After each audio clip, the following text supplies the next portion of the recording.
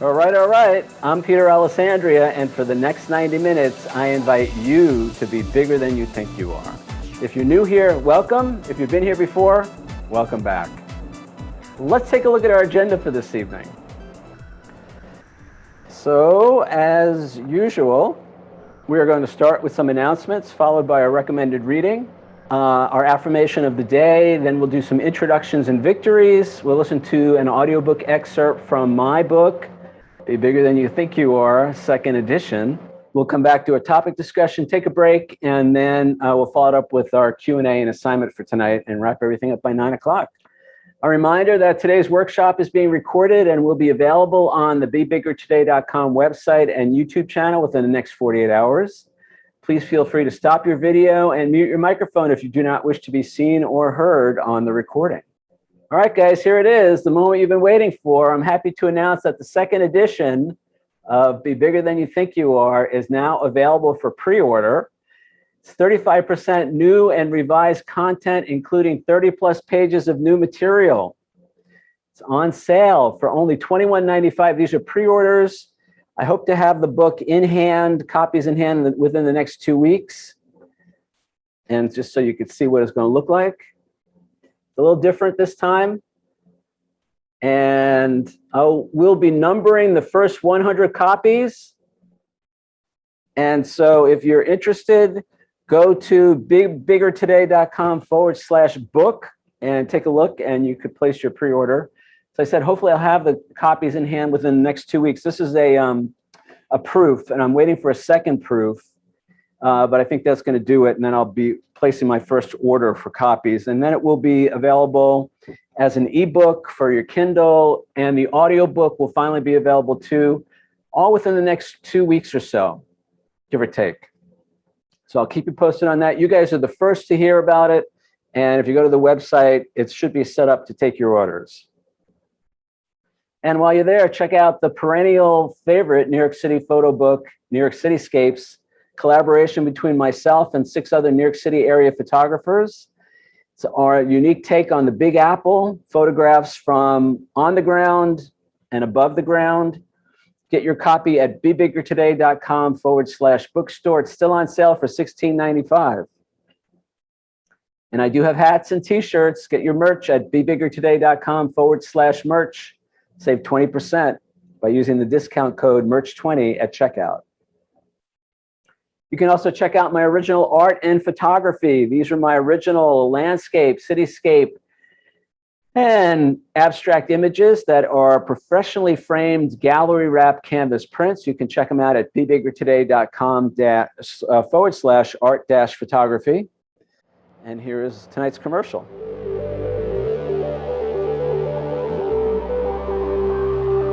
Peter's photos and abstract designs are uniquely beautiful, one-of-a-kind works of art.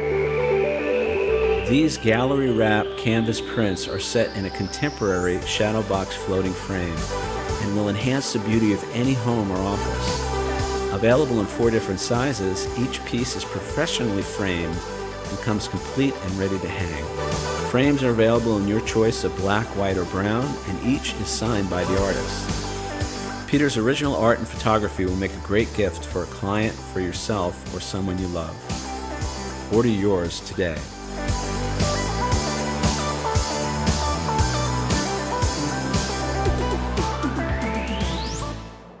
And moving right along here, we also have refrigerator magnets. These are my original NYC photos on high-quality refrigerator magnets. I have a complete collection of 11. They are, again, my original photos taken around the New York City area, and you can get your collection at your own set at bebiggertoday.com/merch. My most recent podcast is still What's the Difference podcast, the US-UK network. Go to my website, bebiggertoday.com, look for this photo on the homepage, click on that, and it will take you directly to the podcast where you can listen to it. And I had a TV interview this morning, which hopefully will be available soon. And I'm doing another podcast next week, so I'll keep you guys updated on my interviews and my appearances. And I am available for one-on-one coaching and or corporate consulting. If you're a creative person, a writer or a photographer and an artist, or if you have a company or work for a company, would like me to come in and speak to your sales team, your management team on how they can be bigger than they think they are, reach out to me through the website at bebiggertoday.com and we'll set that up. And once again, I am accepting donations, looking for support to continue to offer this workshop at no charge. Suggested donation is $5 per week or $20 per month. You can send your contribution to me at paypal.me/Peter Alessandria. Thank you so much for your support. All right, so tonight's recommended reading. So I've talked about this book a little bit over the past few months. I've mentioned the author, Robert Monroe. The book is Journeys Out of the Body. And I think this is a really, really important book. This book was published in 1971. I'm going to tell you more about it in a minute. As well as I'm going to tell you a little bit about Robert Monroe. But basically, this book documents Robert's experiences of out-of-body experiences, where he left his physical body. You could call it his soul or his etheric or energy body, left his physical body, and he was able to not only move about in the physical plane that we all live in, but he was able to enter into alternative, other realities, other dimensions, other levels of consciousness. And he documents the whole story in this book. Very powerful book. He established the Monroe Institute back in the 1980s, I guess, maybe 1990s. And the Monroe Institute is dedicated to teaching people how to have a larger experience of their lives. And, he was a firm believer that, there's a lot more going on here than meets the eye. And that, as you'll see in a minute, the affirmation of the day is one of his quotes, that we're a lot more than these physical bodies that we seem to be stuck in here, that we're actually spiritual bodies, we're energy, we're spiritual beings, we have energy bodies, and we are able to transcend this level of reality and travel to other levels of reality, of consciousness, whatever you want to call it. Now, the interesting thing about Robert Monroe is, let me give you the blurb on the book. So in 1958, Robert Monroe, an engineer and businessman based in Virginia, began to have experiences that drastically altered his life. Unpredictably, and without seeming to will it, Monroe found himself leaving his physical body. While he initially resisted these experiences, and in fact, questioned his own sanity, he eventually surrendered to the process and began to consciously explore other dimensions of reality. This book is the gripping personal account of Monroe's courageous adventure into the unknown. His story challenges us to re-examine the limits of our physical universe and to rethink our ideas of life and death. For the adventurous, Monroe also provides instructions on how to initiate the OBE, out-of-body experience. So a couple of things to note. Number one is, he started having these experiences in 1958. And he basically didn't tell anybody for years because he thought he was going crazy. He couldn't explain what was happening. He's an engineer, a scientist, an engineer, and he also had a business. He was like an audio engineer, sound engineer. He was working with radio stations, developing new technology for the radio stations. And he eventually owned a bunch of radio stations, and he developed a lot of kind of cutting edge audio technology, broadcasting technology.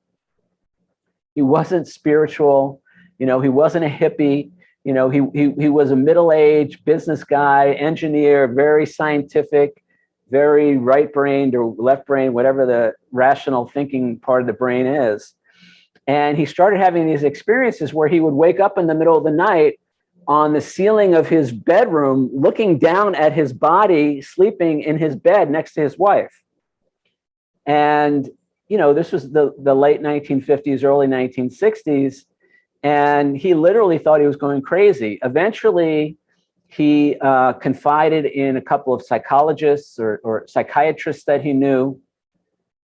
And eventually he began to find out that this experience that he was having was actually kind of well documented in the spiritual literature, the spiritual teachings of different religious sects and traditions. And he began to put two and two together, and he began to realize that he was having these out-of-body experiences. And eventually he kind of surrendered to the process. And then what he did was he brought his scientific engineering prowess to the problem, and he decided to start to do controlled tests to begin to see if he could control when and how he had these experiences and where he went after he had the experiences. And he began documenting it all in a very scientific way. And then he began meeting with other people who had similar experiences. And he began to build a network. Now, again, this was in the 1960s, 1970s. So it wasn't, it's not like today where you just go on the internet and you find, crazy people just like you. But he eventually found a whole, I don't want to say underground society, but there were groups of people who had these experiences and who were sharing information and all of that. And he eventually brought it to the point where he established this institute, the Monroe Institute. But the thing the reason I'm bringing this to your attention is, I think this is the next phase, in our evolution as a species, evolving beyond our limited consciousness. Now, I've been talking about limiting thoughts and beliefs, for the last year with you guys. And this takes it to a whole new level. What if we're not this body? What if we're not this? What if this seemingly solid physical reality we seem to find ourselves in is only the tiniest tip of the iceberg of what's available out there in terms of where we can go, how we can interact, how we can communicate, and how we can experience our lives. So this is a great book. He actually has, he wrote two other books, Far Journeys, which he released in 1985, and Ultimate Journey, which was released in 1994. Highly recommend all of these books if you have any interest in this. And it is interesting because he starts with a very scientific, almost scholarly type of examination. And by the time he gets to Ultimate Journey, he's totally on a spiritual quest. And he's totally talking about God and talking about heaven and talking about the bigger role that we play in the universe, both the physical universe and the etheric astral planes of existence. And I find it fascinating. And honestly, I think this is, like I said, this is going to be more and more now coming to the fore in terms of our consciousness, in terms of our awareness.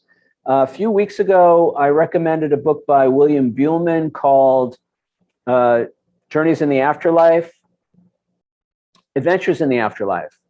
And William Buhlman is now the lead, guy at the Monroe Institute. Robert Monroe passed away in 1995. So William Buhlman has taken over the reins over there, and he's somebody else to watch. He's written a bunch of books. And again, they all talk about this experience of what happens when we leave our physical bodies. And of course, that's what happens at death. But what most people don't realize is it happens every night when we go to sleep. We actually leave our physical body. Our energy body, our etheric body, the astral body leaves the physical body. And that's what sleep is. And so it's very interesting to begin to think about this and say, wow, this is not just something that, that a handful of people are doing. We all do it every night. And that's and I've had this experience where I feel like when I'm asleep and I'm getting ready to wake up, I feel like I'm re-entering my body. I mean, I've had that experience. And there's a sense of disorientation, there's a sense of heaviness and all of that. Anyway, highly recommend this book, all his books. You get them anywhere you get books. They're available as audiobooks. You can get the paperbacks on Amazon and all of that. There's a bunch of different covers, so you may or may not see this actual cover. I don't know what the latest cover is, but the book is Journeys Out of the Body. And now for our affirmation of the day, it's more of a saying or a quote. And I love these two quotes by Robert Monroe. He says, the first one is, the greatest illusion is that mankind has limitations. And then the second one, always know and remember that you are more than your physical body. Now, again, in my opinion, this changes everything, you know, and he talks about in his books, William Buhlman talks about, I mean, there's so many people now that talk about out-of-body experiences, life after death, what happens after we leave the physical body for the last time, reincarnation, you know, soul experiences, experiences on different levels, different planes of consciousness and all of that. You know, what if we were not our bodies? What if this was just something we have as opposed to who we are? Now, remember, the most important question we can ask, and I think it's true even at this level, is who do you think you are? How do you see yourself? You know, if we all saw ourselves as something greater than this physical body, as something that had life after what we consider life ends, if we have an eternality that can never be taken away from us, if we're all connected to something greater, if that's the reality and this is the illusion, it seems to me that changes a lot of things. Now, I'm going to talk all about that in my next book, but the next book is a few years away. So I'm going to leave that with you guys to think about. So the greatest illusion is that mankind has limitations. And again, you know, what you think about, you know, as I see myself, that will be my experience. So whatever the limitations I have in my mind about who I am, what I'm capable of, what I deserve from life, it goes way beyond this physical experience. So I'm going to leave you guys with that. So let's jump in with introductions and victories. This is an opportunity for anybody who's new to introduce themselves, or if there's somebody who would like to share a victory from the past week, a celebration, this is your opportunity to do that. So you could just chime in. Hey, you'll forgive me because I'm in the resting position. Hey, two things. Congratulations on your second edition. Woohoo! All I can say is woohoo. And why do you say the second book won't be for a few years? How do you know? How do you know? Anyway, so that's that question. But I want to say that, you know, I'm really missing for 6 months. I've been holding night vigil for a client that's a very, very important client. And so my sleep's been disrupted every few hours on an ongoing basis. And so I'm not getting the rest that I had been getting before this client. And now that I know that I'm missing the whole leave the body, probably because I probably am not able to leave my body and come back as frequently as I have to wake up, it's really affecting my just, you know, I'm just not as dialed in with my life as I normally am when I get really good quality of sleep. So I'll just take the today's wisdom, the book, your invitation to the possibilities, which I believe in, to know that, you know, as soon as I'm finished helping this client, that I really deserve a nice long break. So my victory is I need a holiday, and I'm gonna get it. Okay, thanks, Pass. All right, great, good, thanks, Didi. Yeah, your soul will thank you. I think that, you know, the physical body obviously needs rest and recuperation, but my understanding is, you know, it's the soul, our soul, that feels so restricted in these bodies that it needs that break every, you know, 12 or 18 hours, whatever it is. It needs to get out of the body for a while, because, and that's why little, like, babies sleep so much, because it's so hard for a soul to be in a body. So they leave very often. And that's why babies sleep all the time. And that's also how the physical body is recharged. There is a transfer of energy from the astral plane, the astral level, to the physical body that recharges. It's not the food that we eat that charges the body, the physical body, not in the sense that we understand it, at least. So, and now in terms of how do I know when the book is going to be written, I'm just, I know what it takes to write a book, and I know what it takes to write a second edition of a book. So I'm giving myself a break, but we'll see. It's not going to be before the end of this year, and I would guess that it's going to be a little, I'll keep you posted, but I'm open to it happening sooner, I guess. First, I need to sell 1 million copies of this. All right, this is the second edition, guys. So we got to get the word out. And then once I get that foundation laid, then all my other books will just come right on top of that. All right, great. Thank you, Dee Dee. You want to say anything else? Good? Yeah, I'm good. Okay, great. Who else? Cynthia. Hello. Oh, I loved what you've said so far. I'll share more later, but I spent a lot of my life being out of my body and not wanting to be in a body. I've spent a good portion of my life now, probably 50 years, learning to be in my body. And now I'm considering out of body being positive again. So that's a fabulous intro. I'm really grateful and looking forward to tonight.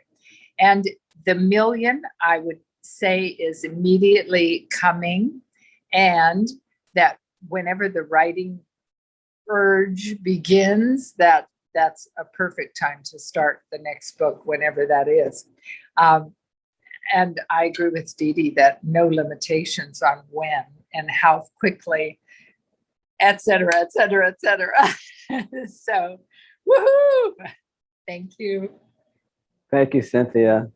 All right, guys. Well, you have you've impressed upon me that there are no limitations and anything is possible. So we'll see.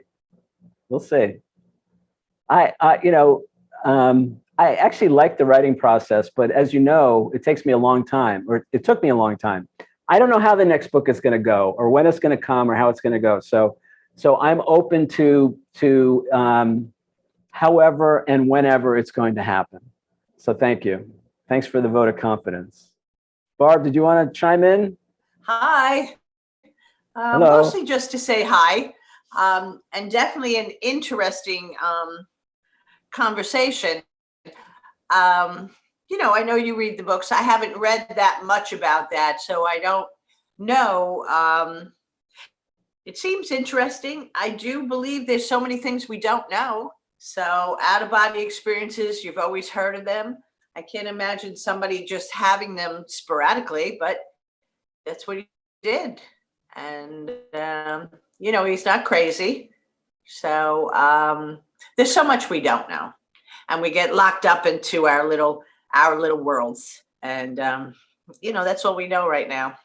But no victories. A week, a tough week. I had, like you said, unsolicited advice. I said something to, and it exploded into something, and it was very unpleasant, but I handled it fine. And I'm still debating whether or not it was unsolicited advice. I don't think so. But, I had that. I'm working full time because the person I'm with is on vacation. And so it just seems like the everyday life of working. So, doing my thing, getting my bulletin done. And that's it.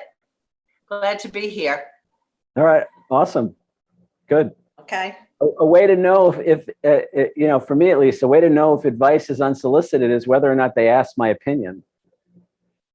Well, she didn't ask my opinion. I think mine was a motherly, how do you like that one?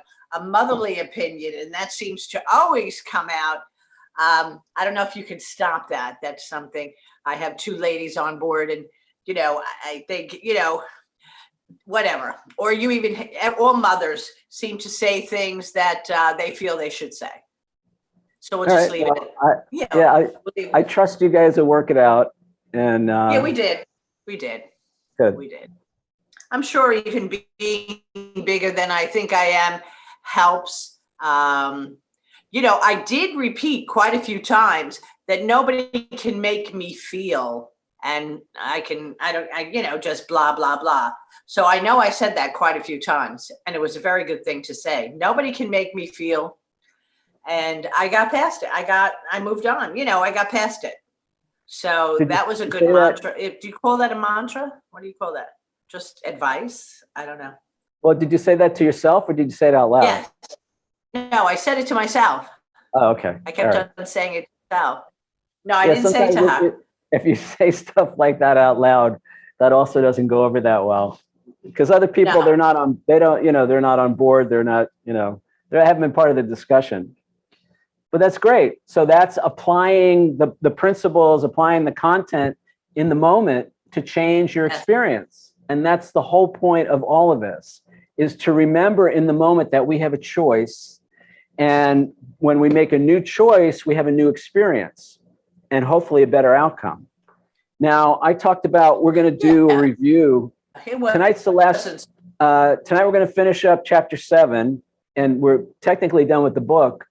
I was going to try and do a review next week of the whole book, but I think it's going to be too much. So I think I'm going to do chapters 1 through 4 next week. And then if you guys want to come back the following week, I know I'm dragging this out a little bit, but I don't think I could do the whole book justice in one night, quite honestly.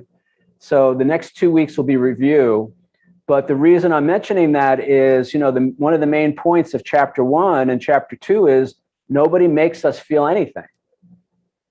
And that's kind of a core foundational principle of the work. And so I love that you were able to remember that in the moment. And because what that does is we take our power back. See, as long as I think you have the power to make me feel anything, I'm kind of screwed because I can't control you. I can try to control you, but I don't actually have the power over you. We define power. True power is the ability to consciously choose and or change our thoughts, feelings, words, and actions. And I said that there's 2 ramifications of that. One is we are powerless over other people's thoughts, feelings, words, and actions. But that also means other people are powerless over our thoughts, feelings, words, and actions. Only we can change us, and only they can change them. And change how I feel, that means, you make me feel, is not true. And in some cases, it's you make me feel so good. I love being with you. You make me feel so good. Well, you know what? We can say I love being with you, but to say you make me feel so good, that's where it kind of falls apart a little bit. And the opposite is also true. You make me feel so angry. You make me feel so sad. Now, I can say I hate when you do that, but I don't want to blame you for how I feel. So me disliking what you're doing is not the same as saying you make me feel so angry. I'm still getting to choose how I feel in each moment. And I get to decide. Because remember, I'm not really responding to what's happening out there. I'm responding to the meaning that I give that situation based on how I see myself. So if somebody is being quote unquote mean to me, and I don't know how to take care of myself in that situation, then I'm going to feel upset. I'm going to feel angry. I'm going to feel defensive, whatever. But if I know how to take care of myself in that situation, then it doesn't matter what they say. I'm not going to be upset. I don't have to be upset. So we're always choosing. The problem is we don't know that we're always choosing. But the point is, we're different based on who we think we are in that situation. Remember, the situation is never the problem. The problem is always and only how we see ourselves in that situation. So when I begin to change how I see myself, it doesn't matter what you're doing. When I begin to know how to take care of myself, how to set boundaries, how to negotiate for what I want or need, when I know how to not take things personally, when I know how to not scapegoat you or make you responsible for my emotions, I have a whole different experience. It's a whole different interaction. They're still doing the same thing that they've been doing, but I have a different experience. So what's changed? Only me. And that's how we take our power back. So it all begins with remembering that, you don't make me feel anything. Nobody has the power to make us feel anything. Now, again, I said this a million times, but I'll say it again. We're not making excuses for somebody else's inappropriate behavior, unloving behavior, neglectful behavior, abusive behavior. We're not making excuses for any of that. We can still hold people accountable. We can still do whatever we need to do to take care of ourselves in that situation. And they still don't make us feel anything. They still don't make us think anything. They don't make us feel anything. They don't make us say anything. They don't make us do anything. We're always choosing that. And we can either choose it unconsciously. We can react in a habitual. We talked about the difference between reacting and responding. So we can react in that habitual, conditioned way that we've always reacted to that person. Or we could stop that train and say, gee, Peter keeps saying that they don't make me feel anything and that I get to choose in each moment who I think I am. So I'm going to look at that and I'm going to stop this train. And then all of a sudden you'll just be sitting there and they'll be going on and on and on and on like they always do, but you don't feel bad. You don't feel angry. You don't feel anxious because you cut that cord. You cut you severed that relationship that was in our mind that somebody else is making me feel the way I feel, which is not true. That internal filtering process, that internal filter of who we think we are, breaks any causal connection between what's happening out there and how we feel in here. Now, what's happening out there can be the stimulus, the impetus for us to make a decision, to take an action or whatever. So I'm not saying it has no effect on us, but what I am saying is how I feel is a function of who I think I am, how I see myself in that situation, and that's always up to me. And I can always change that. And I've had this experience, and it sounds like maybe some of you guys have had the experience now, where the same people, the same situation that in the past would have put me over the edge now has almost no effect on me. How do you explain that? What has changed? The only thing that's changed is how I see myself, who I think I am. I no longer think that they have the power to hurt me or upset me or whatever. I'm no longer giving my power away to that person or that situation. Situations for me used to be like my computer. I'd have a problem with my computer and I would get all worked up and I would just get all, and I would want to make somebody wrong and I would call up tech support and I would be a dick on the phone with tech support and I'd get all dramatic and all this stuff. And now it's like, It sounds so right. Yeah. I'm glad you're enjoying that. And now it's like, I don't go there as much. I have to admit, I still have my moments. Okay. But I don't go there as much. I don't go there as long. And I apologize to the tech support people, the customer service reps. I say, look, I'm really sorry. If I get on the phone and I'm a dick, I apologize. I say, look, I'm sorry if I was a little tense. I'm sorry if I was a little short. It's not your fault. I'm just having a tough day. I'm sure you're a really good person. I said this to tech support people.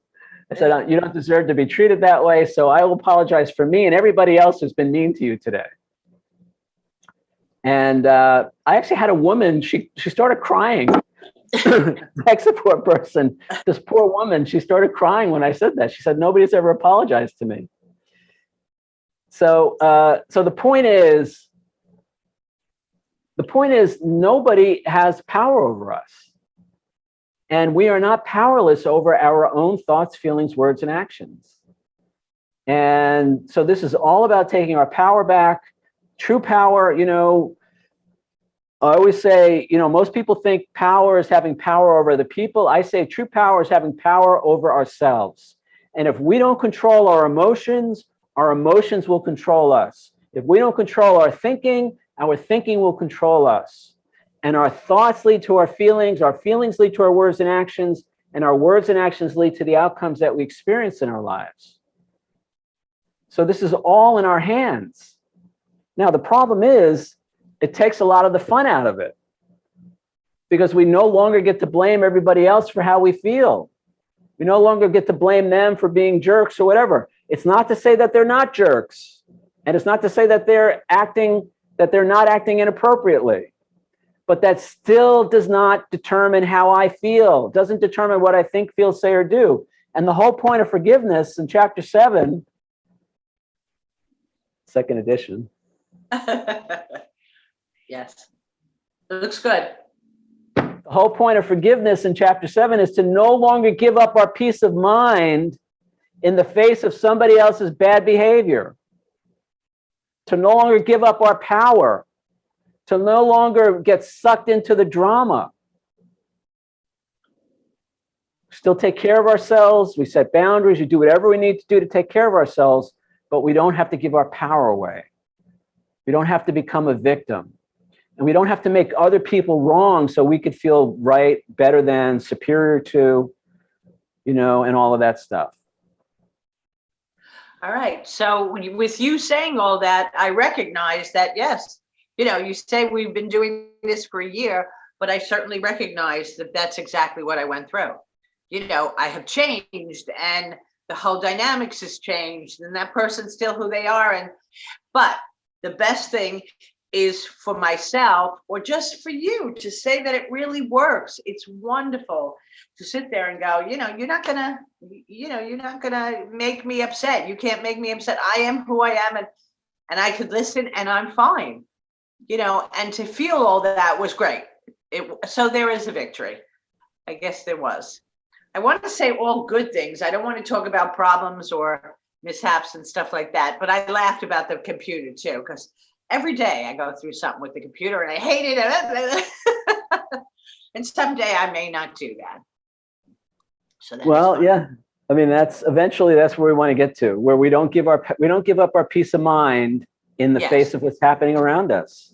All right. I didn't give up my power. I felt, I just felt I could take care of myself. Those are all the words you always use. And it was 100% true. And now I'll work on the computer. And that's certainly a victory.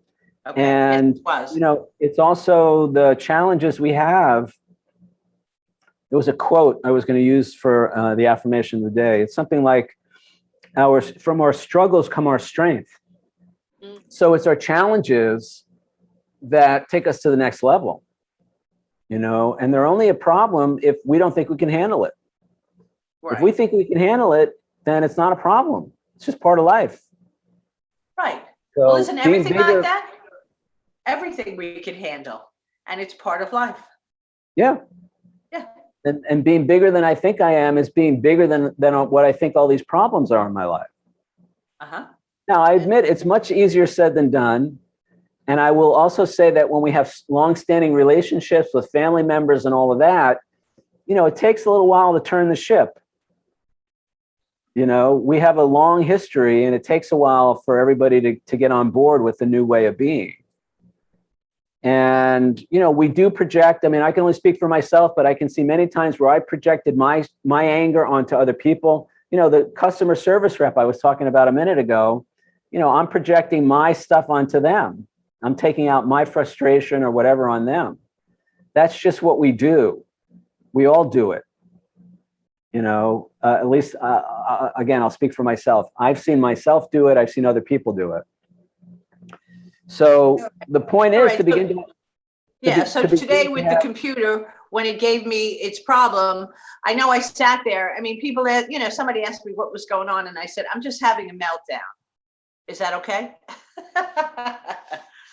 I just had a meltdown. I mean, because it just did something that it shouldn't have done, and it, but it was very peaceful meltdown. I mean, I guess that's what we could do. We can say those things, but not react that way. I'm having a meltdown because it interrupted, everything that was going on, and I straightened it out. Okay. But, they're to me, when I talk about them, they seem like such petty little things. I know they're day-to-day things. And I guess that's what life is all about. It's certainly not out-of-body experiences. Well, once we start handling the little day-to-day things, then guess what's coming next? The bigger day-to-day things? Well, the out-of-body, we'll be on to the next level. Okay. But what I was going to say was, a couple of things. Number one, that's great. If you could just have a moment and say, I'm having a meltdown. If that's as bad as it gets, I think we're doing okay. Especially if you're not breaking things, you're not yelling at people, that's fine. Right. Remember, the feelings are never the problem. The problem is when we make choices and decisions based on those feelings. Yeah, you got to really remember that. Yeah. That's when we get into trouble. I mean, I could be as angry as I want, but if I don't get up, if I don't hit anybody or break anything, then, it's probably not good internally to sit in anger. But the point is, the anger itself is not the problem, or the frustration or the sadness or whatever. The problem is when we make choices and decisions based on those feelings. That's when we create problems in our lives. That's when we create problems with other people and all of that. And then the second thing I was going to say is, if my computer starts acting up and I have to have that extreme reaction, I must see myself as pretty powerless in that situation. See, I must feel so out of control. I must feel so unsafe. I must feel so powerless for me to have that extreme reaction. So again, the problem is not that the computer's acting up. That's not the problem. The problem is that I don't think I can handle it. The problem is I see myself as powerless in the face of that. I don't know how to fix it. And, a client is going to be upset with me, or I'm going to lose, if I'm working on the book and the computer crashes, I'm going to lose all that work. I see myself in that situation as in danger, as threatened. I'm going to lose something and I have no control over it. That's the problem. It's not the computer crashing. No, so when I change how I see myself in that situation, the computer can do whatever it wants to do. Now, what's interesting is, and this is a little secret I'll let you in on, and we've talked about this, we've alluded to this, the less I have those extreme reactions and the less I feel powerless, the more I feel safe, the more I feel okay, the less the computer crashes. It's like, we talked about this a few weeks ago, the law of attraction. We attract to us based on, we're never going to get to the topic tonight, but what the hell? We attract to us based on the vibration that we're putting out there. So I'm actually attracting the computer crashes to me through my negative self-image, my fear. I've said this, this is a law of attraction, Abraham Hicks. You get what you think about, whether you want it or not. So if I'm thinking about how the computer's going to crash, or it's not going to work out, or the client's not going to like it, or whatever, guess what's going to come? See, this is what I'm saying. We have a lot more control over our lives than we think we do. I don't have time to get into it, but I had an experience with an insurance company this week where I was denied coverage on something. And what I did was I took the forgiveness process out of Chapter 7, and I did that forgiveness process. And then I went and wrote the appeal letter. But before I could send the appeal letter, the insurance company called me and they approved it. So somehow the forgiveness, this is why forgiveness is so important. When we release the resentments, when we release the powerlessness, when we release the anger, everything changes. So when I released that insurance company, and I went through this process where in my mind and in my heart, I didn't like their decision, but I was no longer going to make them wrong for it. And I was no longer going to be angry and resentful about it. So that's the power of forgiveness. And so what I'm saying is we have a lot more control. We have a lot more say in how our life unfolds than most of us are aware of, in my opinion. All right, we got to move on. Barb, you want to say anything else? Great, No, I'm great done. question. Yeah, Good stuff. good. Good All stuff. right, let's All jump go in. with the book. All right, so we're going to move on. So, so we're finishing up, as I said, we're finishing up chapter 7. Self-forgiveness is the key to happiness. We'll talk about that later, I hope, if we have time. All right, so the audiobook excerpt. This is from chapter 7. It's actually the end of chapter 7. It's about 7 minutes long. So I'm going to play that now, and then we'll come back and talk. Change of heart, change of mind. I offer these forgiveness processes as a way to help you get started. But remember, as I said earlier, there's no magic in these or any other words. What brings about change in our lives is our intention. You can say these words over and over, but if you don't mean them, they can't help. You can also say nothing while holding a firm intention to release another person, and you can be healed. Also, true forgiveness means our words and actions are consistent with releasing the other person. We can't say we forgive someone and then a week later attack them for leaving the cap off the toothpaste. True forgiveness means changing our thoughts, feelings, words, and actions towards that person to coincide with forgiveness.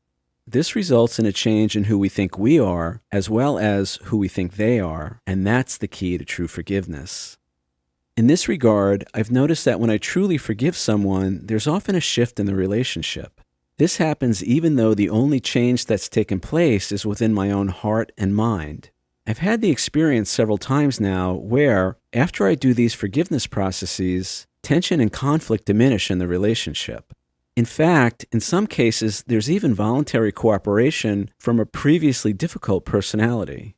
We've already said forgiveness changes how we see ourselves as well as how we see the other person. But what's really interesting is when I change how I see the other person, they often change to meet my expectations. It doesn't always go that way, and I can't do forgiveness for that reason.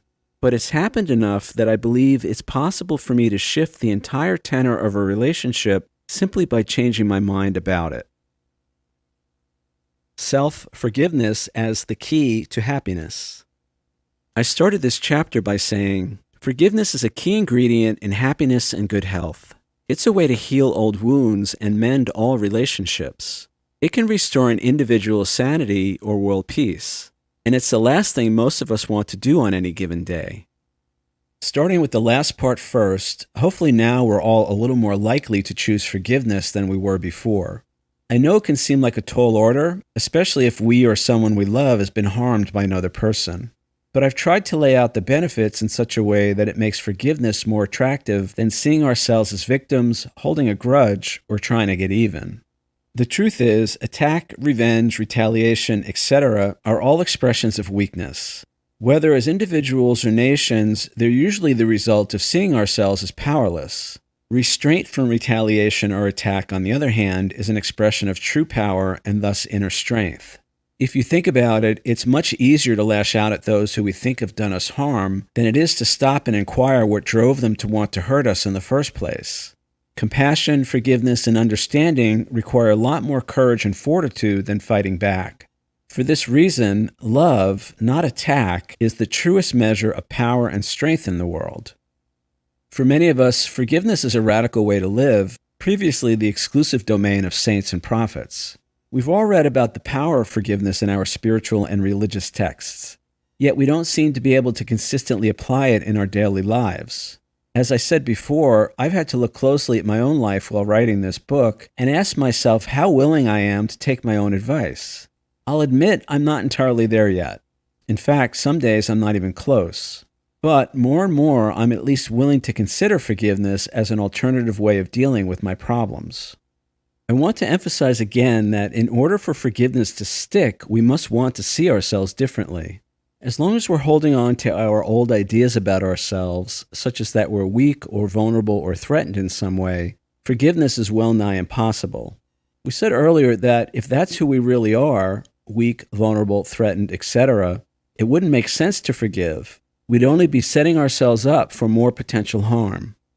I've also mentioned that for many of us, myself included, there's still a payoff at times to seeing ourselves as victims.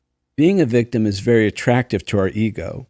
It fuels many of our other negative characteristics such as judgment, blame, revenge, and justified anger. All this makes perceiving ourselves as victims very difficult to give up. We also said previously that with regard to true happiness, if we're mired in anger or resentment, the odds we'll have a happy day are not so good. Forgiveness frees us from anger, fear, resentment, judgment, and so on. Thus, like being happy for no reason, we want to forgive for no reason. Yet actually, now that I think about it, being more happy in life is a really good reason to forgive. This means instead of forgiving for no good reason, we're forgiving for a really good reason. Recall that I mentioned earlier, the way we know if we've actually forgiven someone or something is if we're no longer upset by that person or thing. If we're still upset, that means we have more work to do. If we're not, we've left our ego behind, at least with respect to that person or situation, and have moved to a higher level of being. This is why forgiveness is always good for us. We also said previously that true forgiveness results in a change in how we see ourselves. In case you haven't figured this out yet, when we change how we see ourselves, it eventually changes who we actually are in the world. Everything we think, feel, say, and do realigns with our primary notions about ourselves. The reason the saints and prophets were so good at forgiving is they knew who they really were. There was no question as to their own innocence, divinity, and goodness. Once we know and fully embrace that the same is true about us, forgiveness will be easy. Like the saints and prophets, we too are innocent, divine, and really, really good. Our true self is wholly adorable and totally lovable. Moreover, no one and nothing can harm our true self in any way. Imagine how our lives will be different when we all walk around knowing that. The last thing I'll say about forgiveness is that every time we forgive someone else, we're actually forgiving ourselves. It turns out all forgiveness is really self-forgiveness. To find out why this is so, you'll have to wait for my next book. But in the meantime, know that by extending forgiveness to others, you're actually extending true love and true forgiveness to yourself. Goodbye for now. I trust that you've enjoyed this little journey into the land of responsibility, power, and forgiveness. The fact that you've made it through this entire book says you want a better life for yourself and the people you love. Hopefully, the principles contained herein will provide you with a pathway to that better life. Use as much as is helpful. And if something I said is lacking for you in one or more areas, make it a springboard to discover your own truth on that subject. Finally, while I may not know you personally, I do know that who you really are is a beautiful spirit, sensational, spectacular, and amazing in your expression here on earth. You came to share your own unique and wonderful gifts with the world. Loving and forgiving yourself and others is the fast track to realizing those gifts, while at the same time having the life you want. All right, so that's it for the audiobook. Actually, there's the epilogue, and there's actually an addendum now, second edition addendum. So there's a lot more, but I'll let you read that when you get the second edition. So that's it for the text of the book. I'll only just jump right in with our topics here. So true forgiveness means our words and actions are consistent with releasing the other person. The thing to remember is when we release the other person, we're really releasing ourselves. So that's kind of the key to this whole thing. We can't say we forgive someone and then a week later attack them for leaving the cap off the toothpaste. So this is a reminder not to beat ourselves up, not to make ourselves wrong if we slip back into old behavior, but to understand that forgiveness means we are releasing the other person and thus releasing ourselves. Now, we may want to have rules. We want to have boundaries. We may want to have an understanding and agreement on what you do with the cap when you take it off the toothpaste. Right? This is not to say that, it's okay for other people to mess up our home or our lives or whatever. All right? We're not giving anybody that kind of power over us. But by releasing them, by not making them wrong, by not judging them, we're releasing ourselves. And what we have to do is our part, which is take care of ourselves. It's our responsibility to take care of ourselves in those relationships.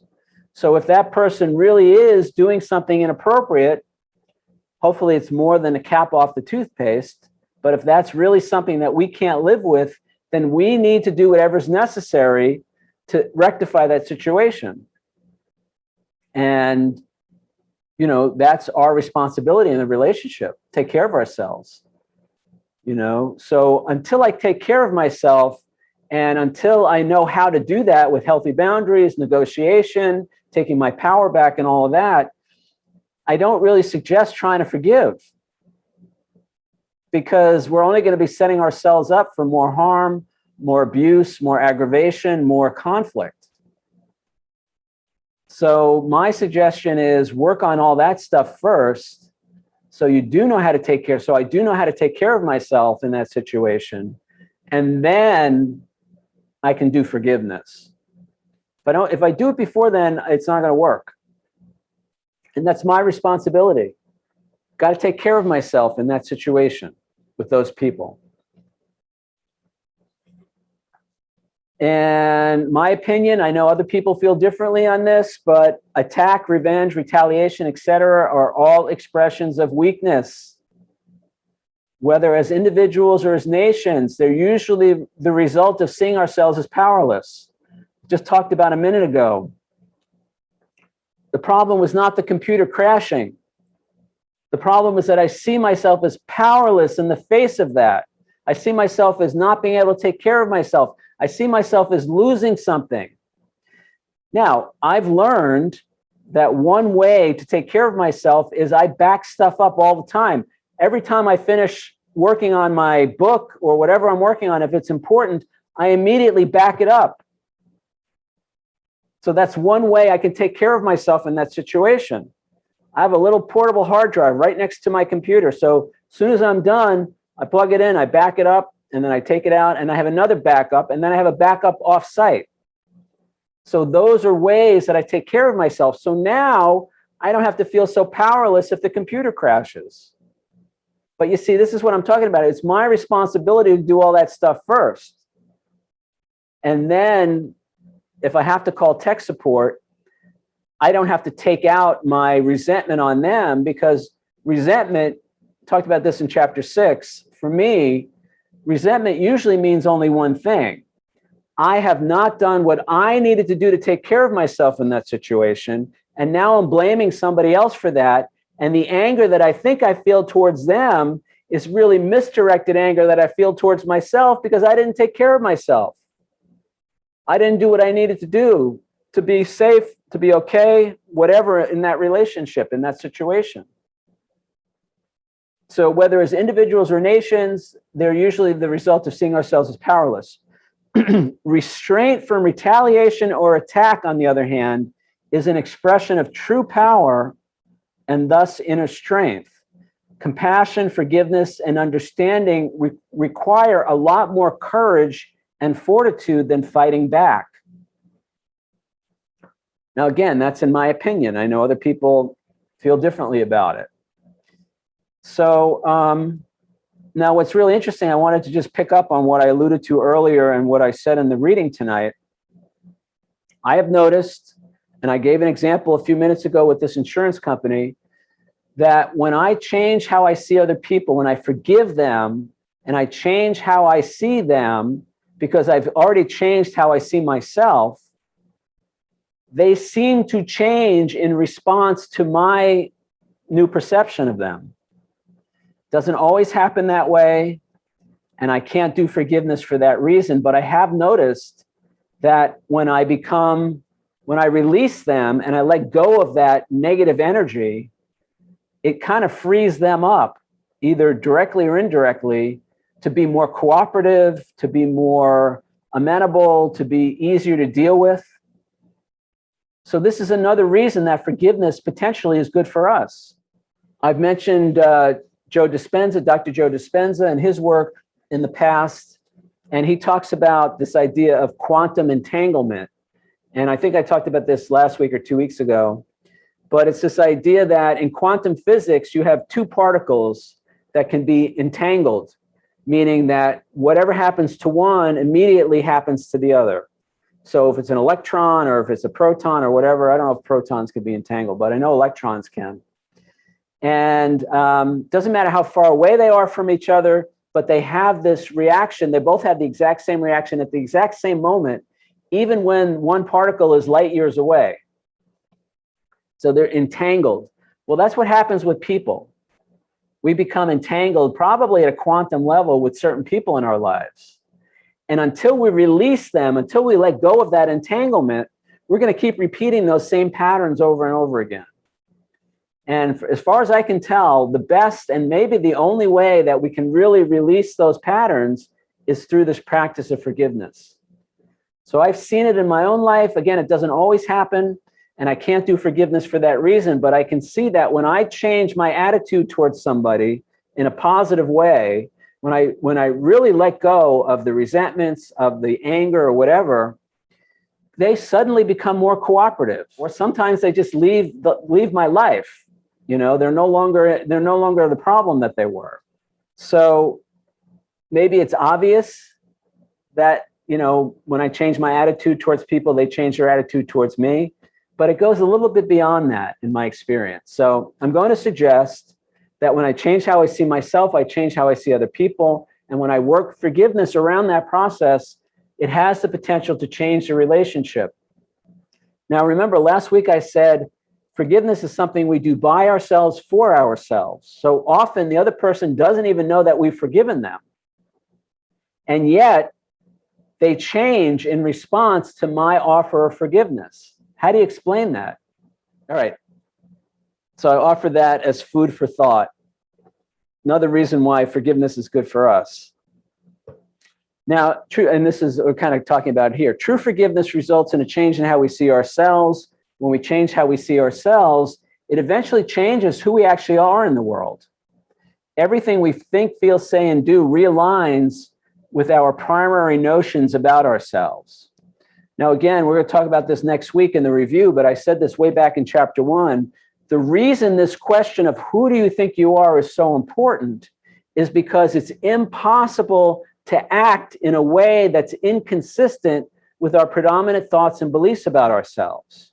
In fact, not only is it impossible to act, it's impossible to think, feel, speak, or act in a way that's inconsistent with who we think we are, how we see ourselves. So I better be aware of who I think I am in each situation in my life, especially the situations that challenge me.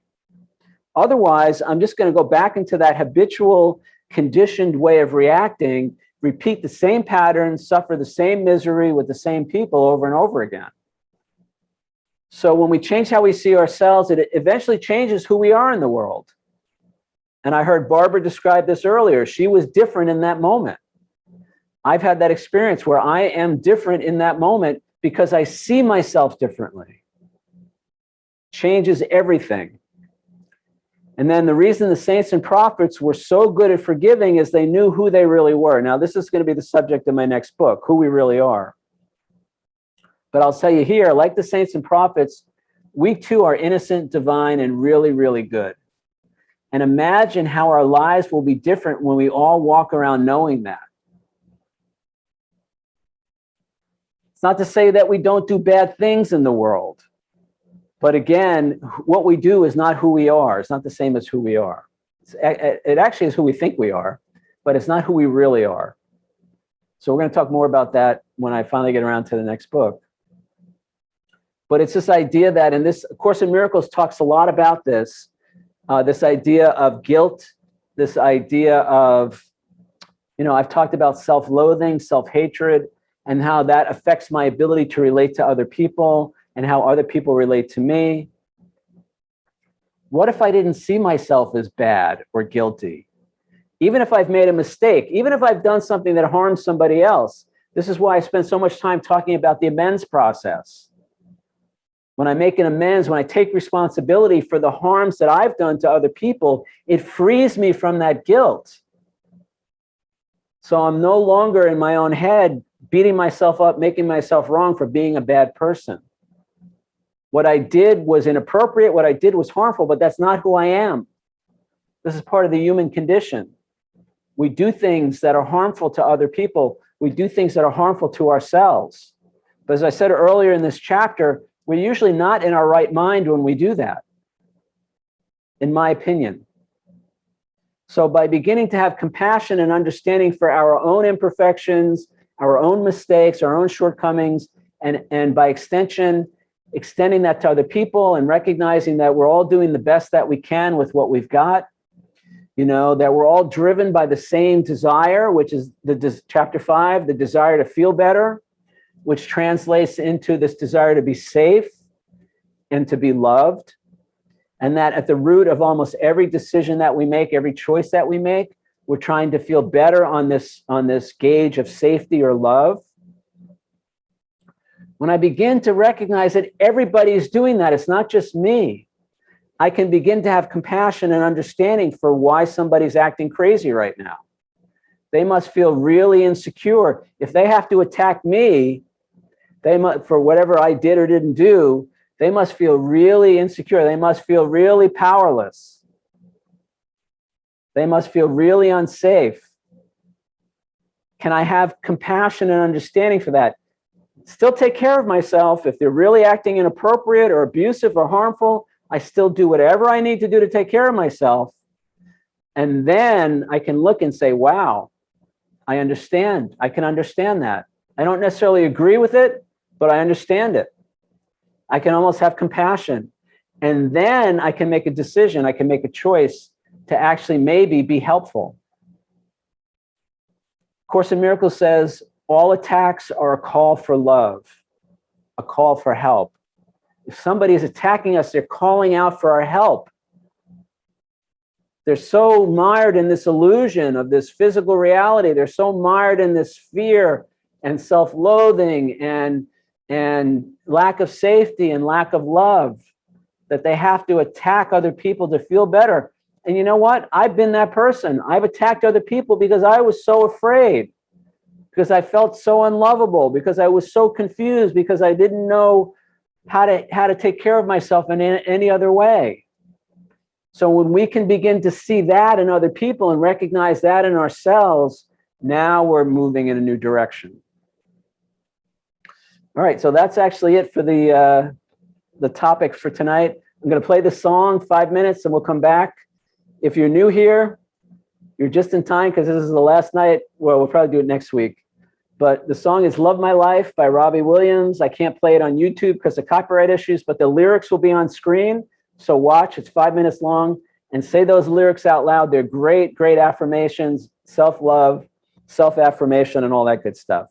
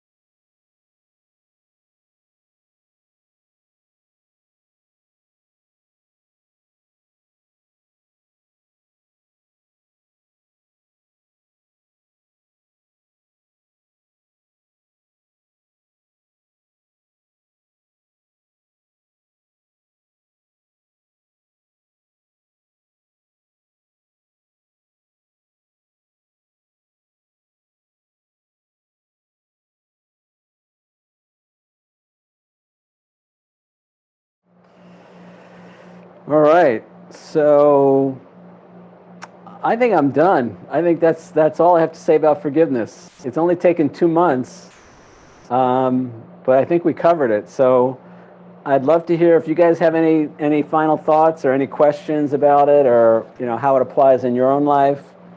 But I don't think I have much more to say about forgiveness at this point. So anybody want to chime in? We didn't have a specific assignment for tonight, but we can take any comments anybody has on the topic, any of the stuff that we've been discussing. Hey, Peter. Hey, Hey, everybody. Dee Dee. So I had to leave my body. You'll forgive me. I had to leave my body temporarily, but so I'll catch everything that you said on the replay. But I saw my mom 2 days ago. I saw my mom on Monday, and I hadn't seen her for 3 or 4 weeks. No, maybe 6 weeks. God, I can't even tell you how long it's been.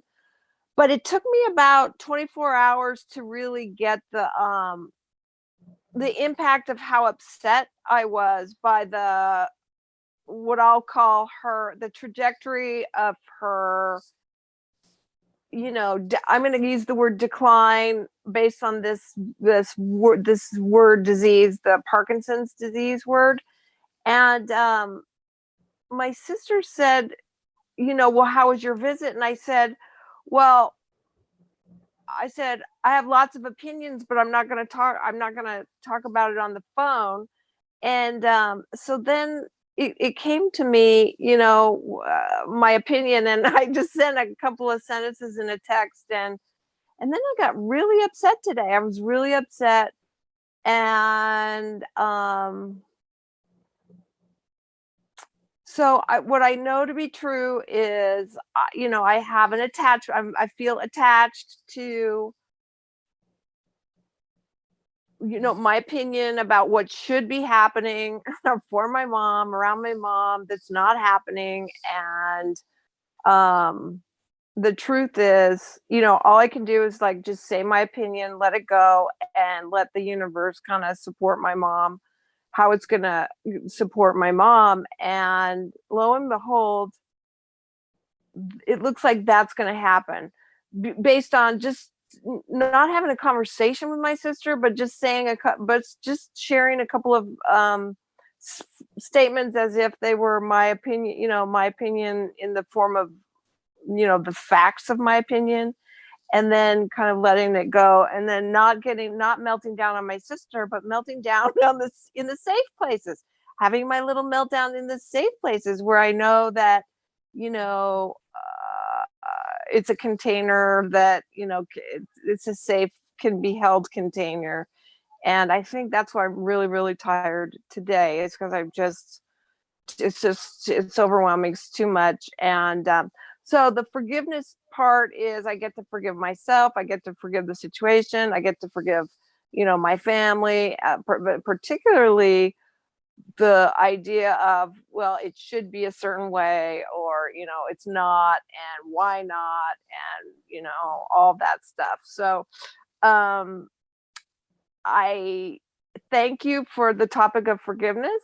I know that it's a process, and I'll circle back and hear everything that you said this week that you didn't say that is new. What did I miss that was fabulous? I don't know.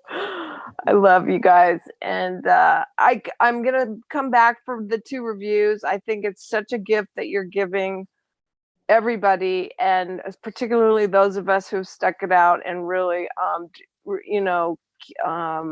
want to do the work. So I'm doing all the assignments with you, starting on chapter 1 again, and I'm really excited for the outcome. So I particularly look forward to not being this tired in the future. Path. Thanks, Dee Dee. Thank you. Yeah, so that's another part of the release process, is acceptance. Being in a place of acceptance, which is what I heard Dee Dee talking about. So accepting what is, not fighting against conditions, circumstances, other people, That's part of the releasing process. So being in a place of acceptance, releasing, letting go, we can still state our truth. We can still state how we see things. We can still want to change the situation. But here's the interesting thing. I always heard that you can't really change a situation from a negative place, not with any lasting, it was like in the 60s when people used to fight for peace, protests for peace, fight. You can't fight for and have peace. They're mutually exclusive. So being in a place of acceptance, releasing, letting go, and then wanting things to change from a positive place, from a place of love, of compassion, and also, a trusting in a bigger picture. There's something, my belief, and this is one of the reasons I love Robert Monroe's books and people like that. It speaks to me of there's something much bigger going on than we're aware of, than we're consciously aware of. Much, much bigger. So yeah, I love it. So thank you. Thanks, Dee Dee. Yeah. Watch the replay. You can let me know if you have any questions. It was great. And thank you for being one of the people to stick it out. And, there are people who watch after the fact too. So even if somebody's not here, it doesn't mean they haven't been following along with us. So Cynthia, you want to chime? Thank you, Dee Dee. Cynthia, you want to chime in? Just briefly to say, I've really appreciated the classes tremendously. And with regard to forgiveness, I'm with 22 family members, and I'm practicing. Thank you. I see. Thank you. Yes, I can imagine. Or maybe I can't. We're all very similar. So you know how I am, probably. And all of us are amazingly competent and have so many skill sets and do so many things. And we all are used to being in charge. So imagine 22. Well, only 21. One of them is 3 years old. So he's not there yet. Give him a chance. Yeah, give him a chance. He's going to be there. So I would say, but I've been practicing, and I'm very grateful for the opportunities to practice and for the wisdom that you've shared so that I can practice. Thank you. Awesome. Great. Enjoy the rest of your stay with them. Good. And I know you can handle it. I know that you're a light. So thank you for shining brightly in my life. Anybody else? Barb? Not really. I think, it just felt very good today. So thank you, Peter. I always start talking to you when we say hello, like I don't have any victories. I don't have, and yet when I start talking, they come out. So, as Cindy, and Dee Dee just said, really, thank you for everything you've done. The book has helped me. I know it can help a lot of people. There's a lot of people that just don't, and I hope that it, goes forward. It really has helped me a lot. So, yes, for me to have said, you can't make me upset. You don't have power over me. For me to feel powerful or have power over myself is the greatest gift. So, thank you. And I will continue with that and not feel it's terrible to actually imagine how powerless and fearful and, that you really were, that I really was, and not even aware of it. So, and I want to just forget about it. I don't need to dwell on it. There's no need to. It's today and moving forward, and all that stuff is over. And it's no longer, it's no longer going to help me. I will continue the way I am today. Good. And well, first of all, thank you. And thank you for all you've given to me in this process. And, you've inspired me, I love your willingness. I love your openness, your open-mindedness, and then applying these principles and using them in your own life. And, it's a testament to somebody who wants a better life, somebody who wants to make changes in their lives. So, I want to acknowledge you for that, for having that. And then the other thing I would just say is, the thing to do is to remember that feeling of powerlessness, because then when we see it in somebody else, we can have compassion, we can understand, and we may even be able to be helpful. So we don't have to live from that place anymore, but we want to kind of, just remember it. So now when we see it in somebody else, it's like, oh, now I know what that is. And you can say, I don't know how you're feeling, but how I feel in those situations is, A, B, C, D, E, or whatever. Right. So we can If the situation warrants the feedback. A lot of times when people are feeling that way, like I said, you just got to sit back and listen. They're not really talking to you or about you. They're kind of releasing all their own stuff. And yes. I've recognized that a while ago, and I'm just more aware of it now. Yes. Good. That's a great point. So we don't have to, you can just do that internally. Have compassion, take care of ourselves, set boundaries. If I got to get in my car and drive away, then that's okay. Right.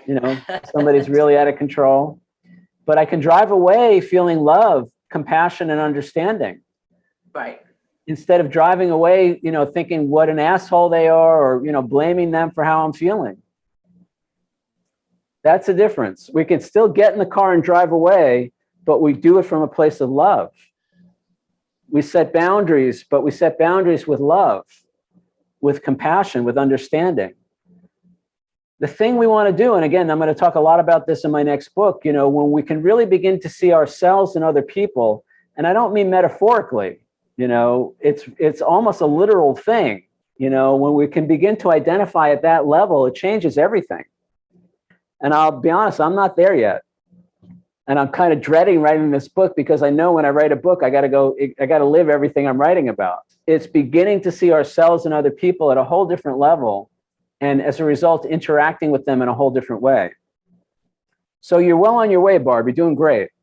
Wonderful. Thank you. Thank you. And I'm honored to be a part of that. So thank you. Okay. You are a big part of it. Yes. Mm-hmm. Great.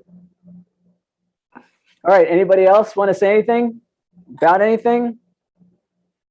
Let's play the song one last time, 3.5 minutes, and then we'll do our final wrap up.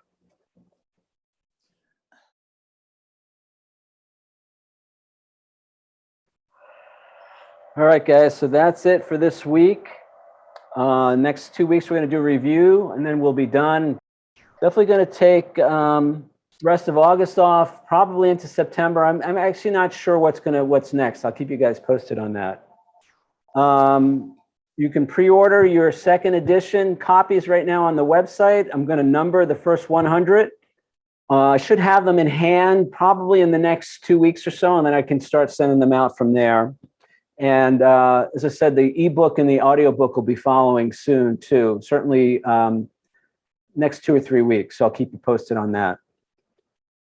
So that's it for this week. Anybody want to say anything? Congratulations on the second edition and the audiobook and everything. And the third book, especially on the third book, Peter. You can